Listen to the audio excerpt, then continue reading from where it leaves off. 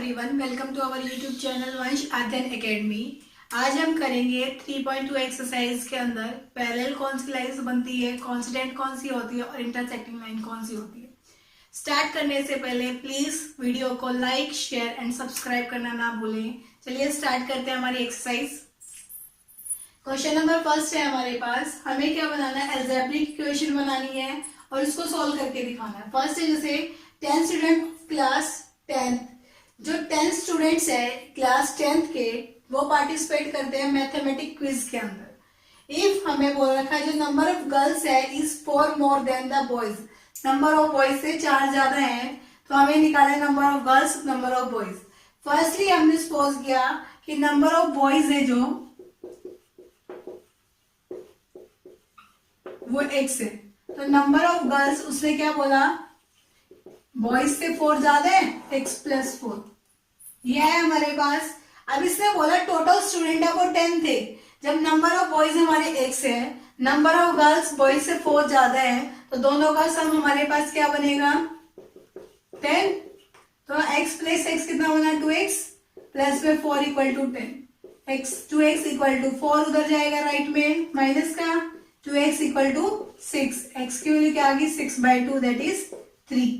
कि बॉयज हमारे 3 थे, तो गर्ल्स में 3 ऐड करूंगी तो कितना बन गया हमारे पास, यानी बॉयज में 3 ऐड करा तो 7। बॉयज 3 थे और गर्ल्स कितनी थी 7, जो क्विज में पार्टिसिपेट करने वाले थे। अब क्वेश्चन नंबर सेकंड पार्ट है इसका। 5 पेंसिल्स हैं, 7 पेन्स हैं, टुगेदर कॉस्ट, जब दोनों को खरीदा जाता है दुकानदार से तो दोनों की कॉस्ट मिला के वो 50 रुपए देता है उसको, और जब वो 7 पेंसिल्स और 5 पेन खरीदते हैं तब वो रुपए देता है 46। मैं सपोज करती हूँ जो पेंसिल की कॉस्ट है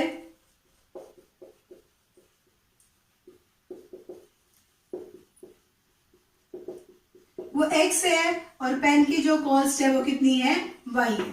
अब फर्स्ट उसने 5 पेंसिल लिखी थी तो 5x और 7 पेन लिए थे तो 7/, दोनों की कॉस्ट कितनी थी 50।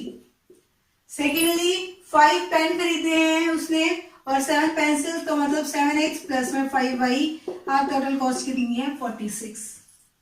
हम इसको भी सॉल्व करेंगे लेकिन नेक्स्ट एक्सरसाइज के अंदर सॉल्व करेंगे आसान तरीके से।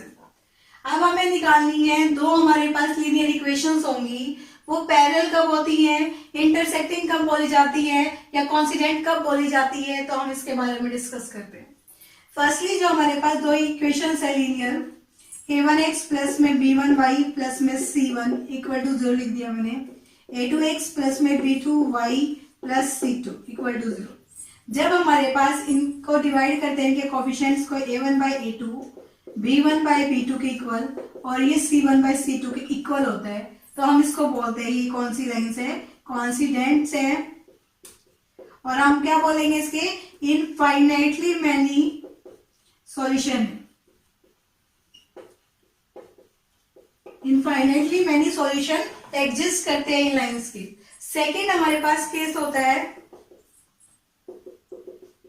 a1/a2 वो इक्वल आ जाता है b1/b2 के, बट ये c1/c2 के इक्वल नहीं आ पाता, तब हम इसको बोलते हैं कि हमारी लाइन कौन सी है, पहले लाइन है और इसका कोई भी सॉल्यूशन एग्जिस्ट नहीं करता।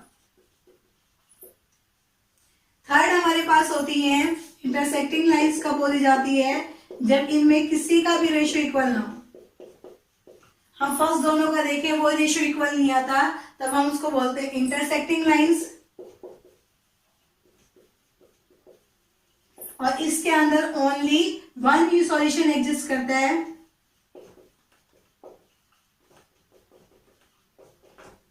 ये हमारे रूल्स हैं जो हमें याद करने हैं। अब पहले लाइन हमें पता है कभी टच नहीं करती, स्ट्रेट चलती रहती है। इंटरसेक्टिंग लाइन है एक पॉइंट पे टच कर दी जाती है। कॉन्सिडेंट का मतलब क्या होता है, जैसे x की वैल्यू 2 है, हमने यहाँ ड्रा किया 2 होगी, अब नेक्स्ट टाइम x की वैल्यू 4 होगी है, डबल होगी है, नेक्स्ट में फिर आगे चलती रही, तो मतलब इनके बीच में हम कॉमन निकाले, जैसे हमारे पास लीनियर इक्वेशन लिखी है 2x प्लस में 3y प्लस में 6 इक्वल टू 0, तो दूसरी वाली जो इक्वेशन होगी इसके 2 के मल्टीपल में 3 के मल्टीपल में लिखी जाए, जिसमें मैंने लिखा 4x प्लस में 6y प्लस में 12, इसमें से हमारे पास 2 कॉमन निकल के यही इक्वेशन बन जाए, तभी ये इक्वेशन क्या कहलाती है, कॉन्सिडेंट। दैट मीन्स इसके अंदर कुछ ना कुछ कांस्टेंट है वो कॉमन आ जाए। हमें सेकंड क्वेश्चन में बताना है ये पैरेलल है, कांस्टेंट है या हमें हमारे पास इंटरसेक्टिंग है। तो हम क्या करते हैं, इनके रेशियो को डिवाइड करते देखते हैं कोफिशिएंट्स के। जैसे देखो 5/7 -4/6 इक्वल टू 8/-9। ना तो 5/7 इसके इक्वल है ना इसके इक्वल है, तो दैट मीन्स कोई भी इक्वल नहीं है। फर्स्ट दोनों देखते हैं हम इक्वल नहीं है तो क्या बनेगी ये इंटरसेक्टिंग। सेकेंड है हमारे पास, रेशियो चेक करते हैं 9/18, 3/6, 12/24। कैंसिल करके देखा 1/2, 1/2, 1/2 सारे इक्वल आ रहे हैं तो कौन सा बनेगा ये कॉन्सिडेंट। थर्ड है हमारे पास 6/2, -3/-1 और 10/9। ये नहीं इक्वल है और ये दोनों इक्वल है, इसको कैंसिल किया 3/1, 3/1 आ गया। तो ये क्या कहलाएंगी हमारी पैरेलल। अब क्वेश्चन नंबर थर्ड में हमें पता करना है कि कॉन्सिडेंट है या इनकॉन्सिडेंट है। कॉन्सिडेंट दैट मीन्स इंटरसेक्टिंग भी हो और कॉन्सिडेंट भी हो तो क्या कहलाएंगे कॉन्सिडेंट। इनकॉन्सिडेंट जब वो पैरेलल होती है। फर्स्ट है जैसे 3/2 और 2/-3। आगे देखने की तो जरूरत ही नहीं, यदि ये राइट में दोनों इधर वाले तो दोनों राइट में ही ठीक है, लेफ्ट में तो दोनों लेफ्ट में ठीक है, एक जगह होनी चाहिए। तो ये दोनों देखिए फर्स्ट वाले दोनों इक्वल नहीं है तो ये क्या कहलाएगी कॉन्सिडेंट। सेकेंड है 2/4 -3/-6 8/9। ये है, ये दोनों इक्वल हो जाएंगे 1/2 और 1/2 से। ये नॉट इक्वल है, ये पैरेलल है तो ये हमारे पास क्या कहलाएगी इनकॉन्सिडेंट। इसमें भी हम देखते हैं 3/2, इसके बाय में 9 लिखेंगे तो 9 मल्टीपल में आ जाएगा।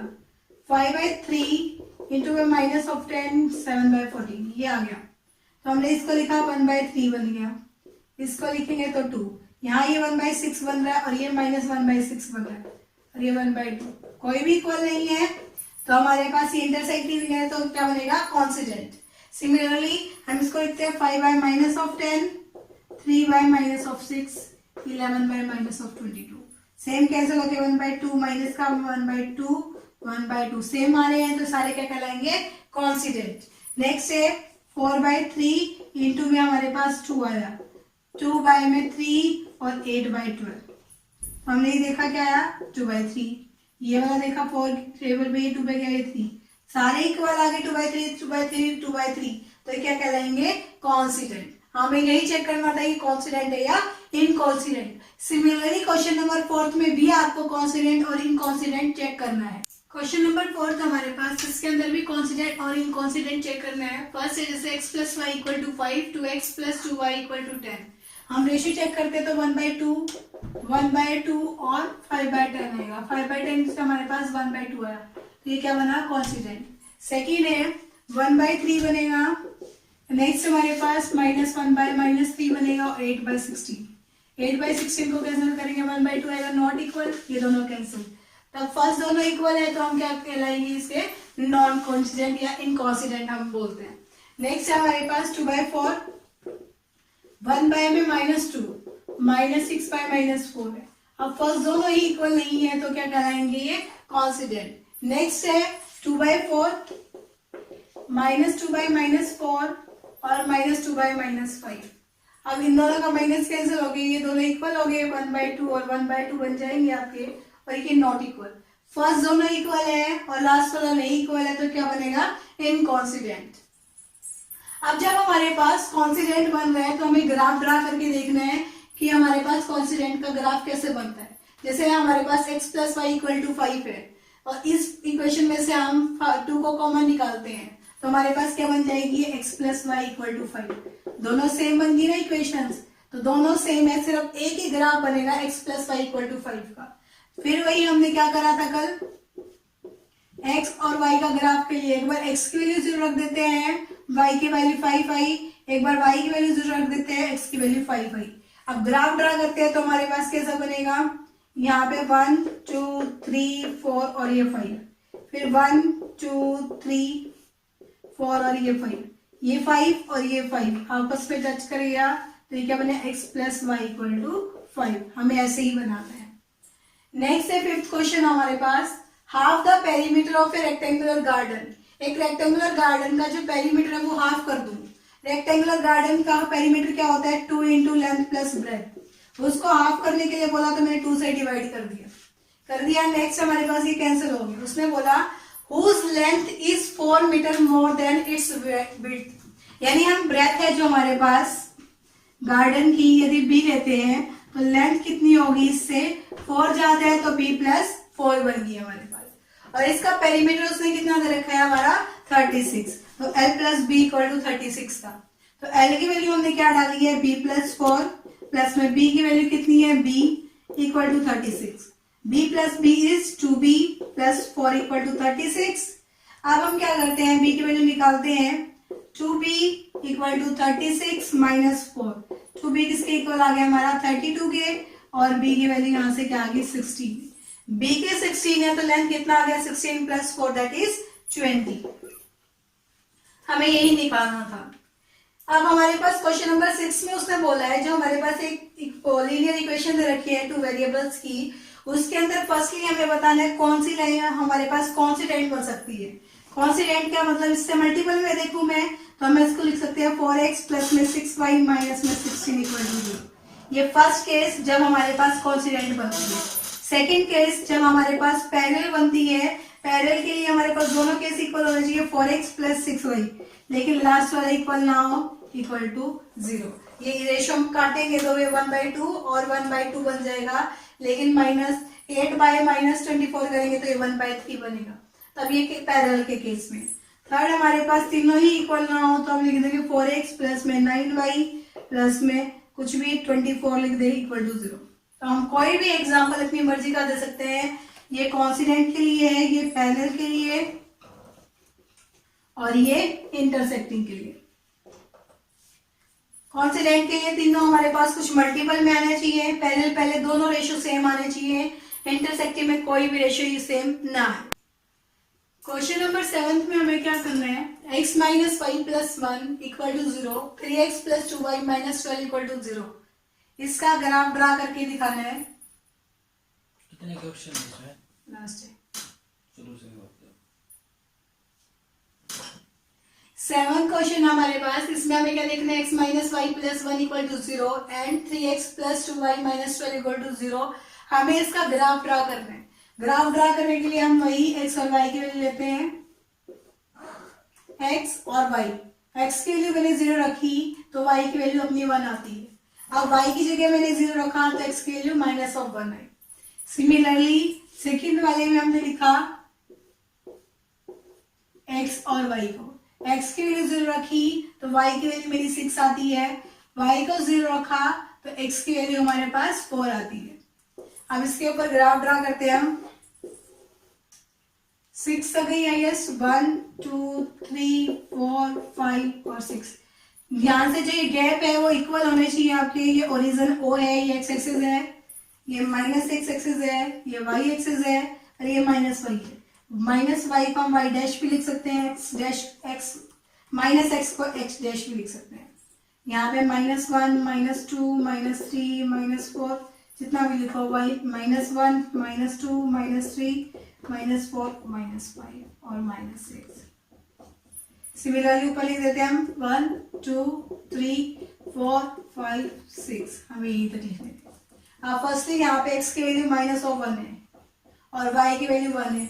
यहाँ पे इसका ग्राफ ड्रा किया, ये बना हमारे पास x माइनस वाई प्लस 1 का। नेक्स्ट है y की वैल्यू तो हमारे पास 6 है और x की वैल्यू 4 है। ये रहा, इसको ग्राफ ड्रा किया, इसको हमारे पास लिखा गया है 3x plus 2y minus 12 equal to 0। अब उसमें क्वेश्चन में क्या बोला था कि जो x एक्सिस से टच करता हुआ शेडेड रीजन है, जो ट्रायंगुलर रीजन बन रहा है उसको शेडेड करना है। तो ट्रायंगुलर रीजन आपका ये बना हुआ ट्रायंगल टाइप का, तो हमने इसको शेडेड कर दिए। हमें ये ग्राफ बना के दिखाना था। हमारी एक्सरसाइज 3.2 यहाँ खत्म होती है। Thank you for watching this video. Please like share and subscribe this channel. Thank you very much. Have a nice day.